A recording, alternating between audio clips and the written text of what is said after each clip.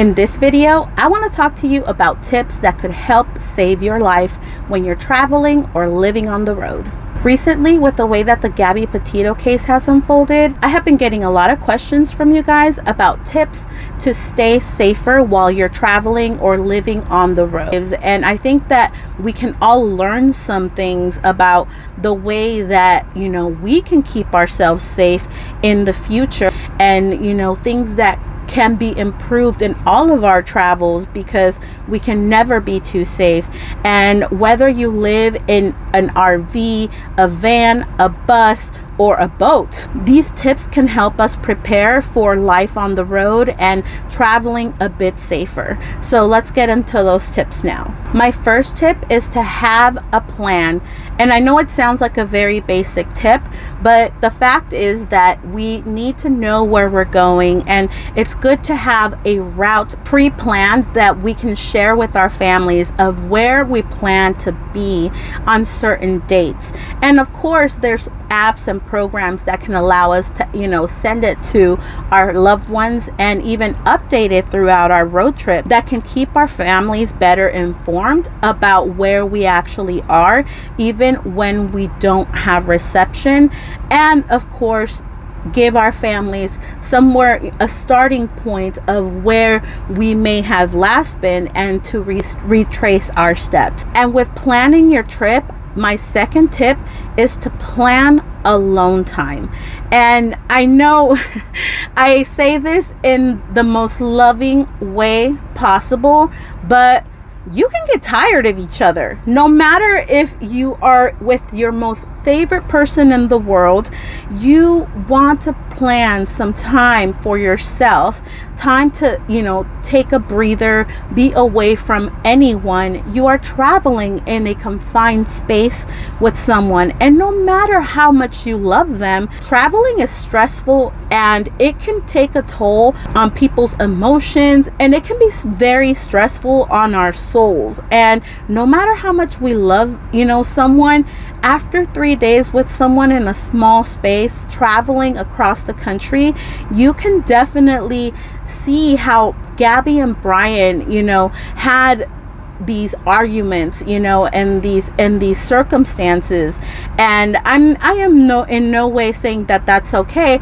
I'm saying that these things can be prevented if, we were to give ourselves some time away from the people we're traveling with, even if it's just an hour a day and a walk alone. And of course, we all heard about the fact that Brian had at one point locked Gabby out of the van and told her to take a walk to cool down. And that brings me to my next tip, and that is to have a spare set of keys to your vehicle at all times. And of course, don't have it inside your vehicle.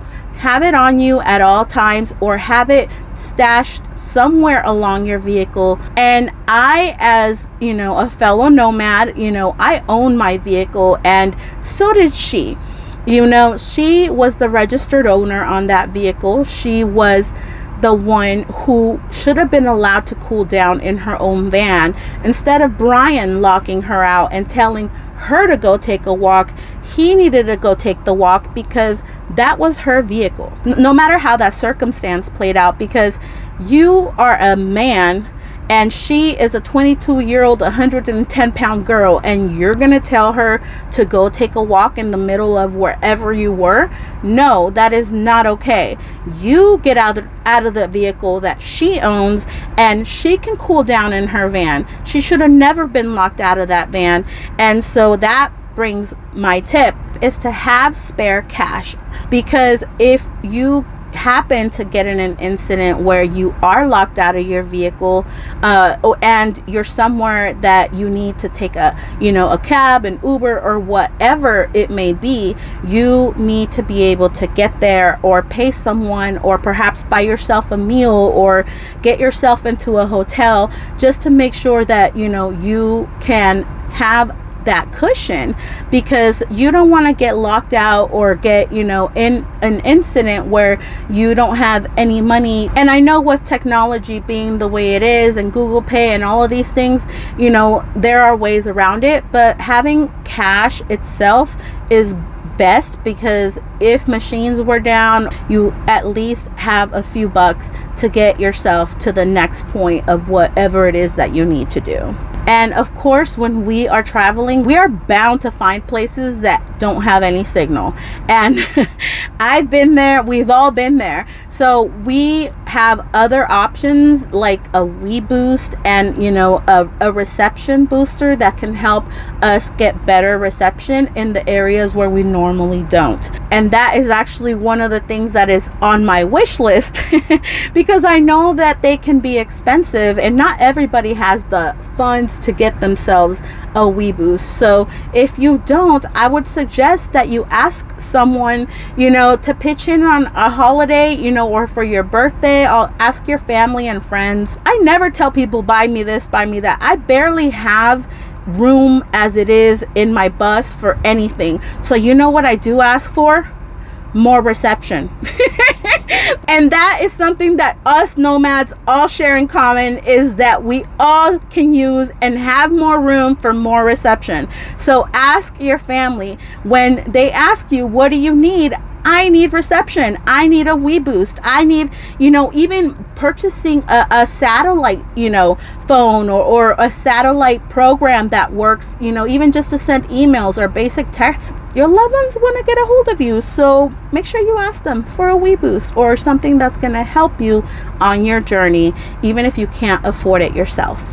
And with that, having a couple of two-way radios or a CB is definitely a good thing to have, because even if you just need to communicate between yourself and, a ranger station or help, you can do that. You can also purchase a ham radio, of course, and even without a license in an emergency, you can transmit for help.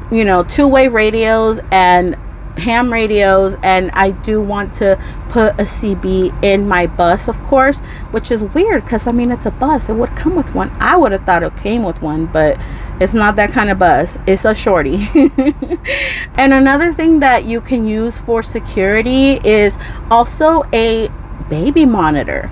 Like, some of these work with Wi-Fi, but if you go back in time before we had cell phones and these things, they did have baby monitors and they worked. Some of these don't work on Wi-Fi and they may be limited to a certain range, but you can use these things not just to keep yourself safe, but to record any incident that may have happened. I recently purchased a baby monitor just to watch Harley because she's crazy and sometimes I hear her barking and I'm wondering what she's barking at, and I just want to make sure that she's safe in the bus. If I were to ever have to leave her in here, I definitely want to make sure that she's safe and I can see and monitor what she's doing, as well as monitor what else is going on around my bus, even if my Wi-Fi is not working at the time. A baby monitor is a very cost-effective way to put some security around your bus.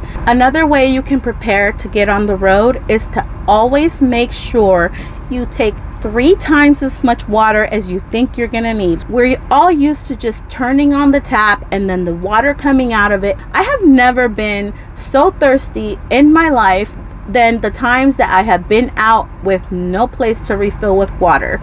I don't know if you just get thirstier or your body just goes into the survival mode or what. Now, to me, from the dash cam footage of Gabby and Brian's stop in MOAB, they kept mentioning they were on their way to get water.